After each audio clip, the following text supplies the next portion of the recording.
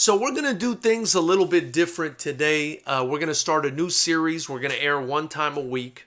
And it's going to be called Fight Stories.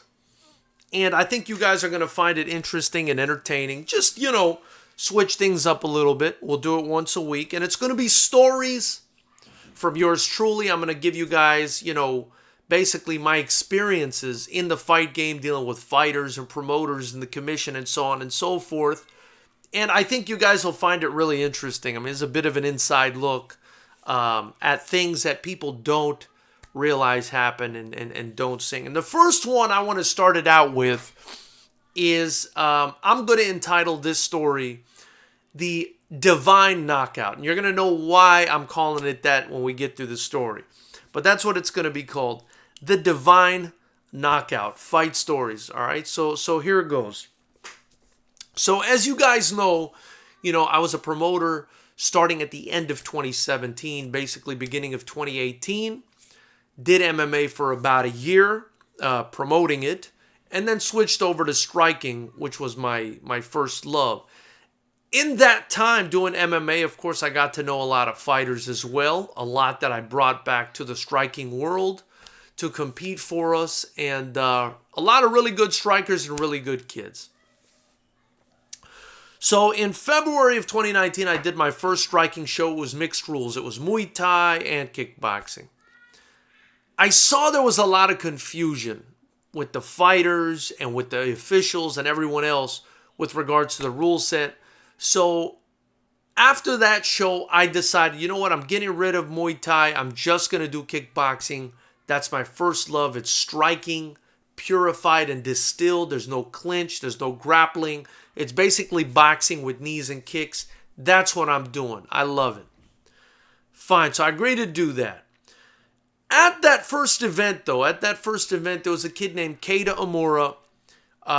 He fought to a draw at FightersRep 5, which was our first striking event, February of 2019. He fought to a draw. He was actually losing the fight, but then he came on strong in the last round, dropped the guy, and got a draw. And he's a kid, a Japanese kid, out of Black House MMA. Good fighter. Still young, still green, but a good fighter with a lot of talent. I said to myself, I'm going to match him for our first ever kickboxing card, which was April 27th of 2019, FightersRep 6. I'm going to match him against Yadir Perez. Yadir Perez is a, kid from out here in California. He's a twin brother. Both brothers fight. I believe they're of Salvadoran descent. I could be wrong, but I believe they're of Salvadoran descent, if not somewhere in Central America. And just very tough, but very good kids, very religious. He helps, he goes on retreats and stuff. We've got another kid named Jordan who has what he calls the Love Foundation, LOV. Definitely check them out. He goes out to Kenya. He goes out to Skid Row. He feeds people. I mean, these are good kids. A lot of these kids that I work with are good kids. But Yadir is one of these kids, right? He's very tough, religious, but very tough. And I got to know him in the MMA world. That's where I got to know Yadir. And I got to know his twin brother. His twin brother actually put him on a fight, and he won the fight. And they were kids that I think at the beginning of their MMA career, they were losing a little bit. They didn't have knowledge of the ground game and stuff, but then they figured it out. And they started to get real good. So I brought Yadir on. I knew there were more strikers. And I thought it'd be a good fight. Because Kato, had one draw and nothing else on his record. And Yadir, even though he'd had some MMA fights, he'd never fought in a striking bout. Although I knew he was more of a striker. And then Kato had also had a couple fights in Japan. So I said this would be a good one, So, time goes on after I match the fight. We're always checking up on the fighters. And, we check up on them to see if they're making weight, if everything's okay, if they need more tickets, whatever, just to check up on them. You got to do that all the time because sometimes they'll go rogue on you or they'll go missing or something, and you got to be prepared.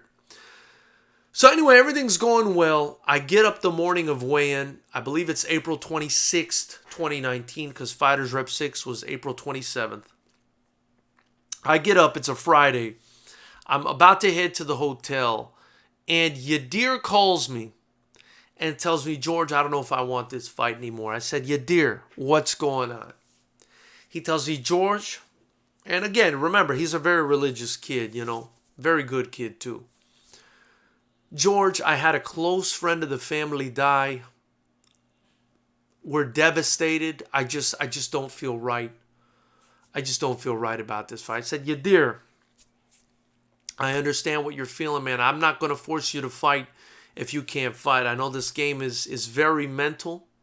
I'm not going to force you to fight, but I mean, how close is this guy to you? Are you sure you want to, are you sure you don't want to go through with this commitment? I mean, you've been training a long time.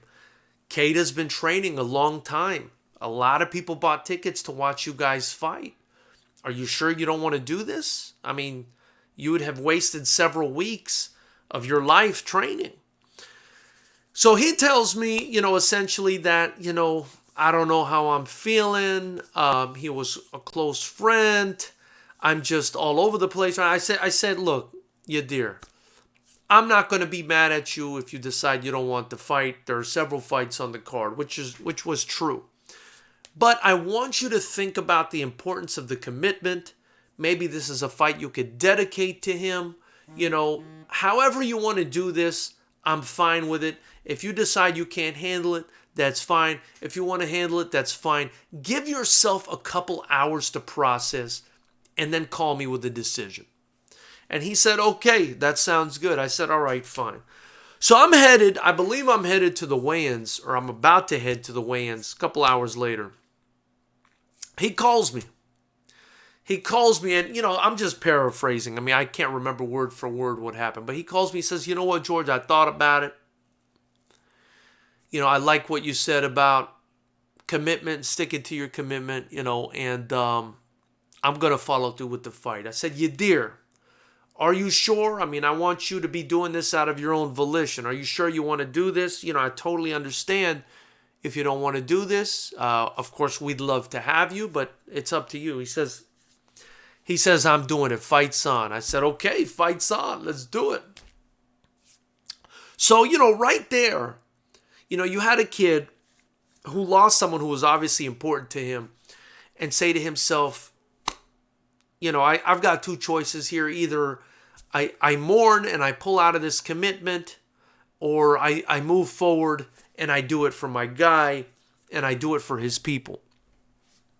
And I came to find out that I guess a lot of people related to this person that had passed away had bought tickets to the fight as well. So that was very interesting. I mean, what was their reaction going to be? I was very intrigued by this whole situation. We had obviously many other fights on the card, but this intrigued me, and I was very excited to watch Yadir fight. Obviously, I mean, he's a heck of a fighter. I could be wrong. But he may have.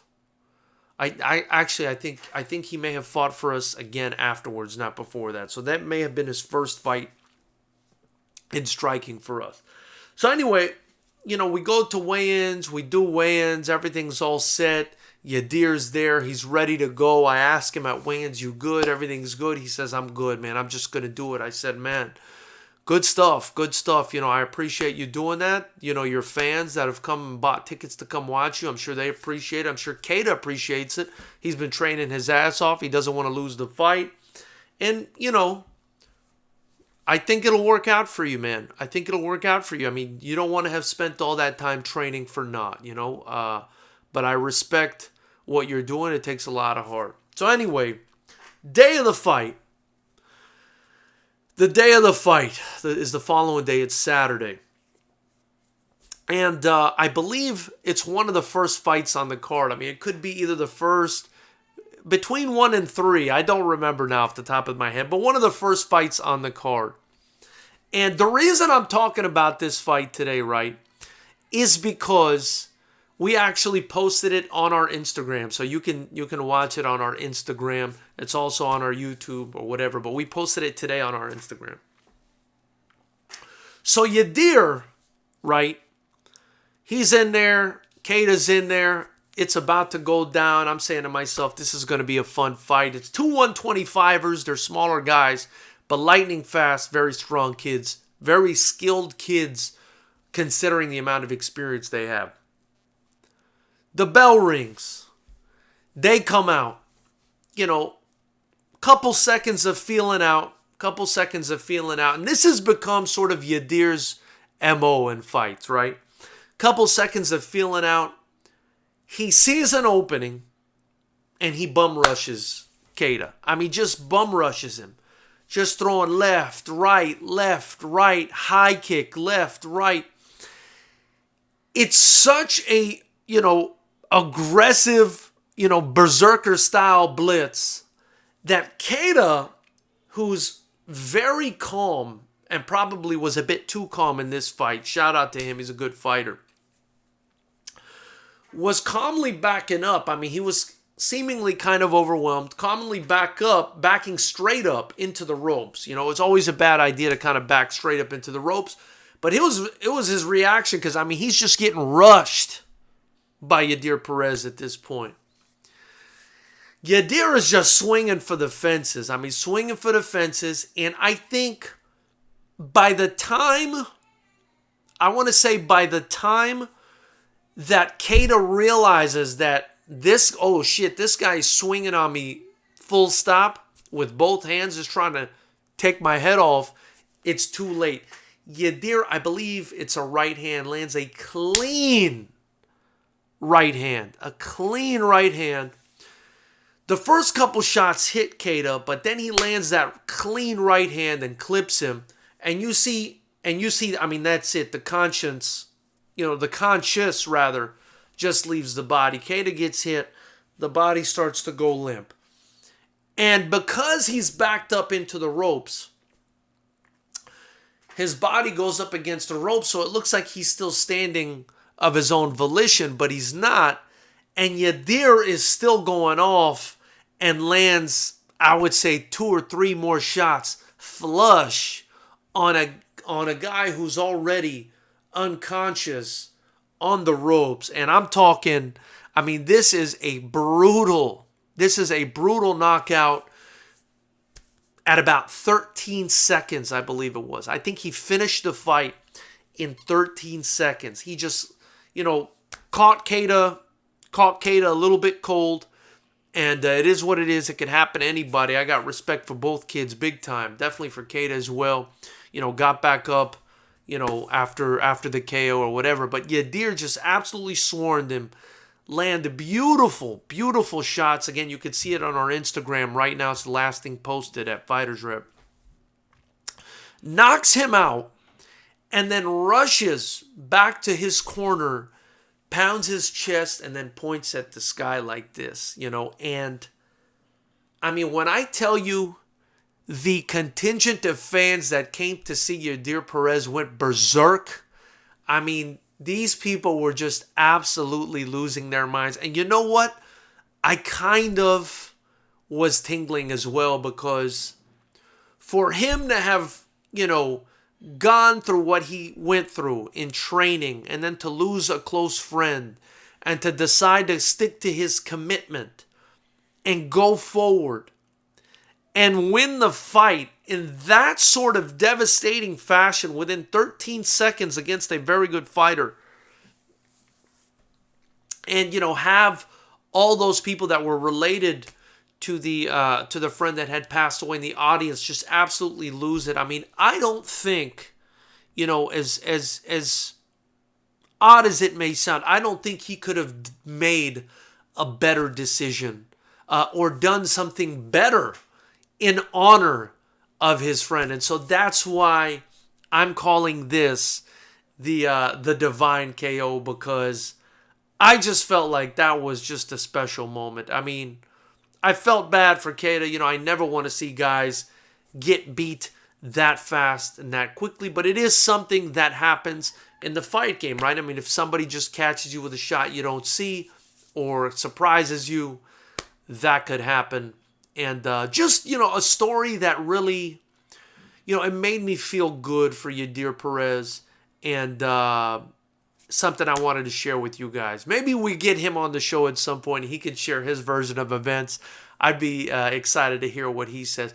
He also came back after that fight, and knocked out another very good kid in the first round. So he's a kid I'm excited to have on. Definitely check him out on Instagram as well. He's tagged in the video, so you'll be able to follow him. So Knuckleheads, tell me what you think about that story. Is that something you enjoyed? Leave your comments on it below. Hit the like button, the subscribe button, and the bell notification icon next to it to be a part of this channel. And also hit the join button if you're on an Android device, or if you're on an iPhone, you won't see it, but if you're on a PC, you will.